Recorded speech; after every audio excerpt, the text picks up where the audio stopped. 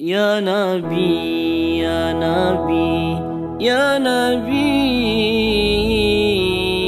ya Nabi, ya Nabi, ya Rasulullah.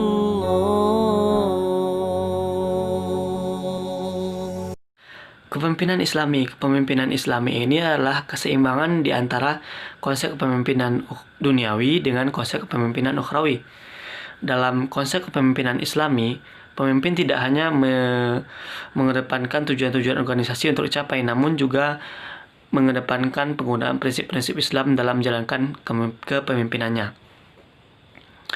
Menjadi seorang pemimpin dalam konsep Islami tidak hanya bertanggung jawab kepada manusia atau kepada anggota-anggota yang dipimpinnya, namun lebih jauh ia bertanggung jawab kepada Allah Subhanahu wa taala ketika bertemu dengan Allah di akhirat nantinya.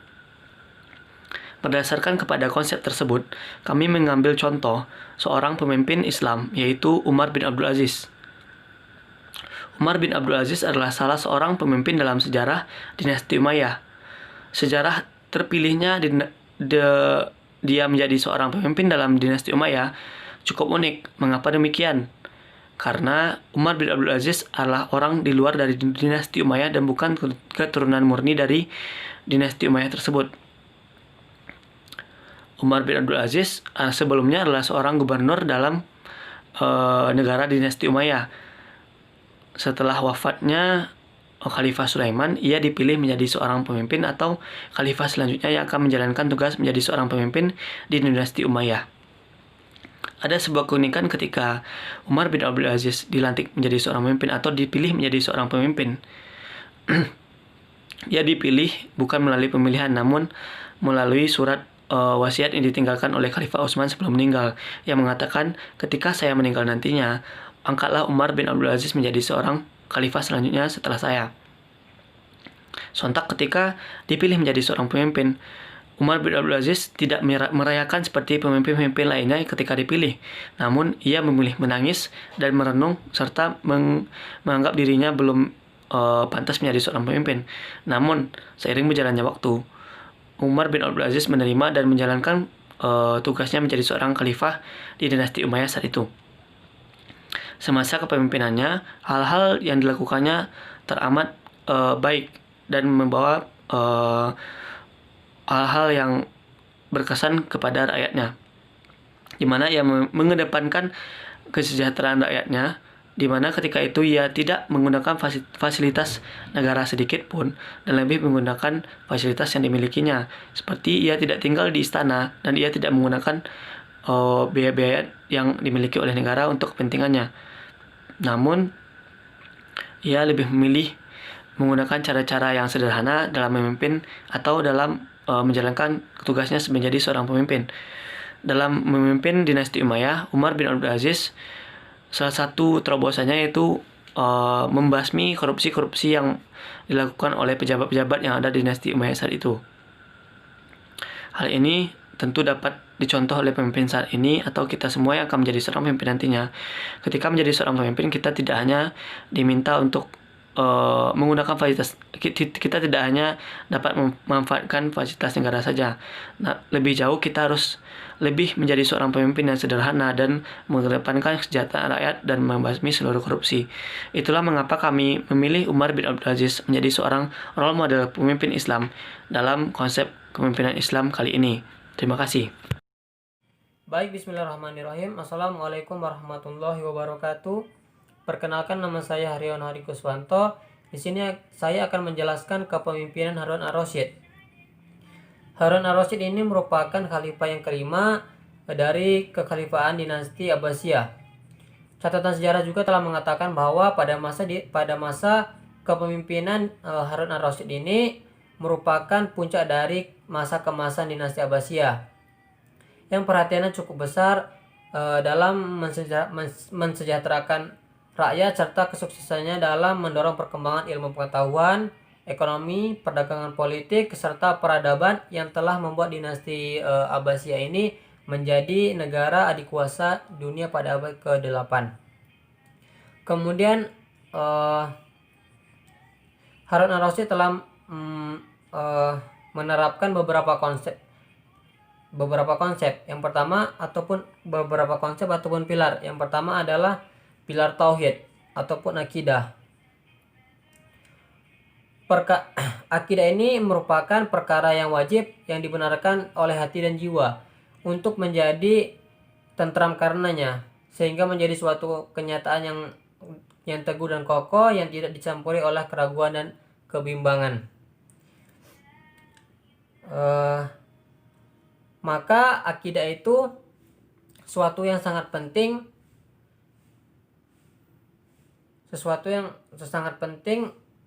untuk mengagungkan Allah di atas segalanya. Sebagaimana telah banyak sekali yang dilakukan ilmuwan barat seperti Socrates, Aristoteles, Plato dan lain sebagainya. Karena akal yang dipuji-puji, maka terjadi pula kebuntuan ilmu dan segala bidang, dan mati tidak mengenal Tuhan. Yang selanjutnya adalah pilar ilmu ataupun syariah. Karena peradaban ini dibangun yang berlandaskan ilmu pengetahuan, maka tidak setiap muslim tidak boleh meninggalkan ilmu, khususnya adalah ilmu agama yang bersifatnya fardu. Kemudian ilmu-ilmu lain yaitu bersifat fardu kifayah. Sehingga yang sangat banyak berperan di sini adalah lembaga pendidikan harus mampu mengintegrasikan kedua ilmu tersebut. Yang ketiga adalah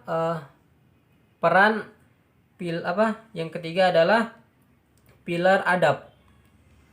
Adab ini sangat penting sekali, harus dimiliki oleh orang muslim, yang harus dimiliki oleh umat muslim yang akan membangun peradaban Islam. Bagaimana adab kepada Allah ketika ia sholat, mengaji. Yang kedua adalah adab kepada Rasulullah sebagai pembawa risalah dan memberikan uswatun hasanah yang memberikan jalan terang kepada kita untuk menikmati Islam sebagai rahmatan lil alamin. Maka dari ketiga pilar tersebut tidak dapat dipisahkan. Artinya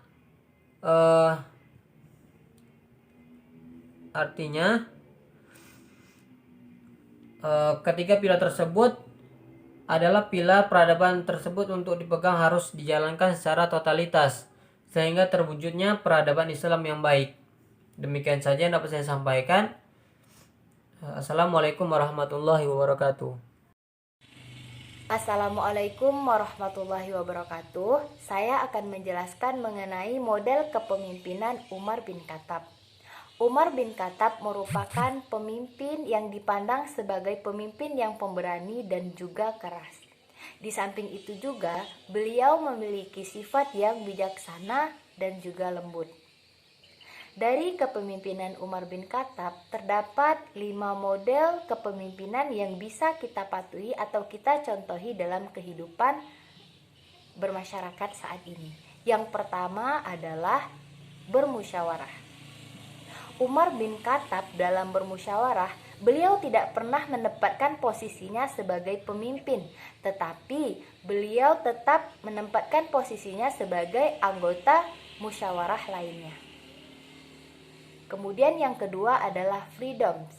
Dalam riwayatnya beliau mengatakan, "Sejak kapan kalian memperbudak manusia lain sedangkan mereka dilahirkan dari rahim ibunya dalam keadaan merdeka?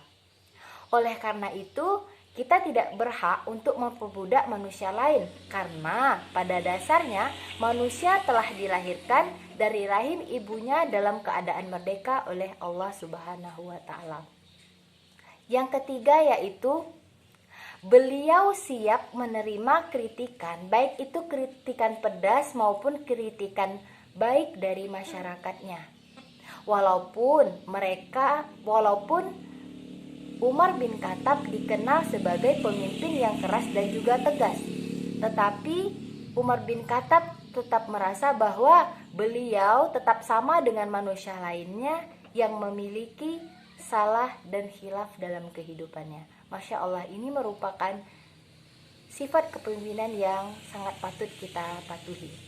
Dan yang keempat adalah APBN untuk rakyat atau anggaran pendapatan belanja. Umar bin Khattab benar-benar menggunakan harta negara untuk kesejahteraan rakyat tanpa memikirkan kepribadi atau kelompok tertentu. Oleh karena itu, Umar bin Khattab sangat bersungguh-sungguh dalam menggunakan harta negara untuk memenuhi kesejahteraan rakyatnya. Hanya itu yang dapat saya sampaikan. Assalamualaikum warahmatullahi wabarakatuh. Assalamualaikum warahmatullahi wabarakatuh. Baiklah, perkenalkan, nama saya Sri Hardianti Mulia. Saya akan melanjutkan pemaparan materi tentang kepemimpinan atau sosok pemimpin di dalam Islam. Di sini saya mengambil suri tauladan, yaitu Khalifah Utsman bin Affan. Sebelum itu, marilah kita perkenalan kepada Utsman bin Affan. Nah, Khalifah Utsman bin Affan memerintah selama 13 tahun, yakni dari tahun 644 sampai 655 Masehi atau 23 sampai 35 Hijriah. Utsman merupakan sahabat karib Abu Bakar. Lewat Abu Bakar ia bertemu Muhammad dan masuk Islam. Utsman bin Affan punya julukan Dzunurain wal Hijratain, artinya yang memiliki 2 cahaya dan 2 kali hijrah. Ia menikahi putri Nabi, yaitu Ruqayyah dan Ummi Kalsum. Utsman juga 2 kali hijrah, yakni ke Hasbi dan ke Madinah. Ia disegani karena berasal dari keturunan bangsa saudagar yang kaya raya. Utsman bin Affan adalah khalifah ketiga setelah Umar bin Khattab. Sebelum Umar wafat, Umar telah mengangkat 6 orang yang bertugas menentukan khalifah selanjutnya. Mereka adalah Utsman bin Affan, Ali bin Abi Thalib, Tolha bin Ubaidillah, Zubair bin Awam, Abdurrahman bin Auf, dan Sa'ad bin Abi Waqqas. Keenamnya bermusyawarah untuk menetapkan atau menentukan pengganti. Utsman bin Affan dipilih karena paling senior.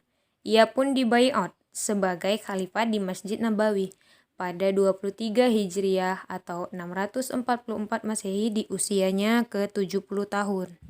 Utsman bin Affan adalah seorang sahabat Rasulullah SAW yang dikenal pemalu, dermawan, dan sopan santunnya. Bahkan Rasulullah pun menghormati Utsman karena sifatnya itu. Walaupun Utsman dikenal pemalu, tetapi ia juga seorang khalifah yang dapat bersikap tegas dalam menjalankan tugasnya, menjadi seorang pemimpin. Karena sifat pemalunya dan sikap tegasnya itulah yang menjadikannya salah satu khalifah yang berhasil dalam memimpin negaranya. Pada masa pemerintahannya, kaum muslimin Arab berada pada permulaan zaman perubahan. Hal ini ditandai dengan perputaran dan percepatan pertumbuhan ekonomi yang disebabkan dari aliran kekayaan negeri-negeri Islam yang ada di tanah Arab. Hal ini seiring dengan semakin meluasnya wilayah yang tersentuhnya syiar agama, kemakmuran benar-benar dirasakan oleh rakyatnya saat itu. Imam Hasan Bashari rahimahumullah berkata, "Aku pernah hidup di masa kekhalifahan Utsman ketika para pemberontak memusuhinya. Tidak sedikit dari yang mereka lalui, kecuali pada hari tersebut mereka mendapatkan limpahan rezeki. Dikatakan kepada mereka, 'Wahai kaum muslimin, segeralah mengambil hadiah kalian.' Lantas mereka mengambilnya dengan berlimpah-limpah. Kemudian dikatakan kepada mereka, 'Segeralah ambil rezeki kalian.' Lantas mereka mengambilnya dengan berlimpah-limpah. Dikatakan lagi kepada mereka, 'Segeralah ambil minyak samin dan madu kalian.' Berbagai hadiah pun terus mengalir. Rezeki melimpah ruah, aman dari musuh, ukhuwah terjalin erat, kebaikan banyak tersebar. Tidak ada seorang mukmin pun yang ada di atas bumi takut dengan saudaranya. Dan di antara nasihat dan kasih sayang Rasulullah SAW bahwa beliau mengambil perjanjian mereka agar bersabar, jika terjadi atsorah atau sebagian orang yang mendapat lebih banyak dari sebagian yang lain. Hadis riwayat Tohik Musawik As-Sohabah. Utsman juga meneruskan dan bahkan menambahkan dari kebijakan Khalifah Umar yang sebelumnya telah menetapkan bagi setiap kaum muslimin 1 dirham dari Baitul Mal setiap malam Ramadan sebagai santunan untuk berbuka puasa dan 2 irham bagi para umul mukminin. Khalifah Utsman juga menyediakan hidangan di masjid untuk para ahli ibadah, orang yang iktikaf dan fakir miskin. Lalu pada tahun 28 Hijriah, Utsman menambahkan bangunan Masjidil Haram dan memerintahkan untuk merubah batasan batas masjid. Dan pada tahun 29 Hijriah, ia juga menambahkan bangunan Masjid Nabawi dan memperluasnya. Dan kebijakan yang paling hebatnya adalah ia mengumpulkan semua kaum muslimin pada 1 mushaf dan 1 qiraat. Hal ini ia lakukan untuk meredam dan menghindari terjadinya perselisihan di antara kaum muslimin. Selain itu, dakwah Islam pada masa awal kekhalifahan Utsman bin Affan menunjukkan kemajuan dan perkembangan yang signifikan dan melanjutkan tongkat estafet dakwah pada masa khalifah sebelumnya. Wilayah dakwah Islam menjangkau perbatasan Aljazair, di antaranya Barqah dan Tripoli sampai Tunisia. Di sebelah utara meliputi Aleppo dan sebagian Asia Kecil. Di timur laut sampai Transoksiana dan seluruh Persia serta Baluchistan atau Pakistan sekarang, serta Kabul juga dengan Ghazni. Selain itu, Utsman juga berhasil membentuk armada dan angkatan laut yang kuat dan berhasil menghalau serangan musuh Byzantium di Laut Tengah. Peristiwa ini menjadi kemenangan pertama bagi tentara Islam dalam pertempurannya di laut. Semua itu adalah bantuan pertolongan Allah Subhanahu wa Ta'ala yang diturunkan kepada Utsman bin Affan. Keberhasilan yang memang pantas didapatkan oleh Utsman karena hubungannya dengan Allah Subhanahu wa Ta'ala, kemudian dengan setiap umatnya. Sungguh, beliau adalah inspirasi bagi para pemimpin dan setiap orang yang beriman. Baiklah, itulah tadi penjelasan dari saya. Selanjutnya akan saya kembalikan kepada teman saya. Wabillahi taufiq wal hidayah. Wassalamualaikum warahmatullahi wabarakatuh. Baik, terima kasih. Di sini saya akan menjelaskan tentang pemimpin Islam itu seharusnya bagaimana sih? Nah, baik. Jadi, pemimpin Islam itu seharusnya adalah pemimpin yang memiliki sikap ataupun sifat yang dimiliki oleh Rasulullah SAW. Nah, timbul pertanyaan, apa saja sih sikap yang dimiliki oleh Rasulullah SAW? Baik, sikap ataupun sifat yang dimiliki oleh Rasulullah SAW adalah yang pertama, sama-sama kita ketahui, yaitu siddiq, kemudian fatonah, amanah, dan tablik. Nah, jadi keempat sikap itu harus dimiliki oleh seorang pemimpin Islam dalam menjalankan kepemimpinannya. Nah, baik. Kemudian di sini saya akan lebih menjelaskan, lebih mengklasifikasikan, lebih merincikan bagaimana sih pemimpin Islam itu seharusnya. Nah, jadi pemimpin Islam itu seharusnya adalah pemimpin yang memiliki sikap tadi yang pertama amanah, kemudian jujur, menyuarakan kebenaran dan keadilan. Jadi pemimpin Islam itu tidak boleh memihak kepada golongan apapun, kemudian senantiasa berjuang dan memperjuangkan hak-hak rakyat atau aspirasi rakyat. Kemudian pemimpin Islam itu harus bekerja dengan hati dan penuh rasa tanggung jawab, kemudian siap dengan kondisi dan dalam keadaan apapun, serta rela mengorbankan harta, materi, waktu, dan tenaganya. Dan yang paling penting, pemimpin Islam itu adalah pemimpin yang harus memiliki sikap amanah. Kenapa sih pemimpin harus memiliki sikap amanah? Saya rasa amanah ini merupakan hal yang paling penting yang harus dimiliki oleh seorang pemimpin Islam dalam menjalankan kepemimpinannya. Karena amanah ini merupakan salah satu sikap yang mampu untuk membuat rakyat itu aman. Kenapa? Karena pemimpin yang memiliki sikap amanah dalam menjalankan kepemimpinannya, berarti pemimpin tersebut di dalam dirinya, di dalam hatinya ada keimanan.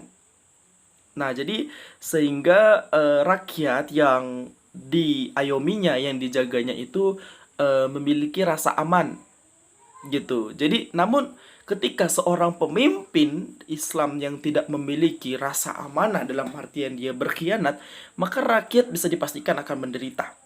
Contohnya banyak sekali ya pemimpin yang tidak amanah, baik itu dalam kasus korupsi. Nah, itu kan tidak amanah gitu. Jadi pemimpin ya Islam itu yang paling penting menurut kami adalah pemimpin yang harus memiliki sikap amanah. Nah, baik, terima kasih. Mungkin itu saja yang dapat kami sampaikan pada video kali ini. Kurang dan lebihnya kami mohon maaf yang sebesar-besarnya. Bila itu, wassalamualaikum warahmatullahi wabarakatuh.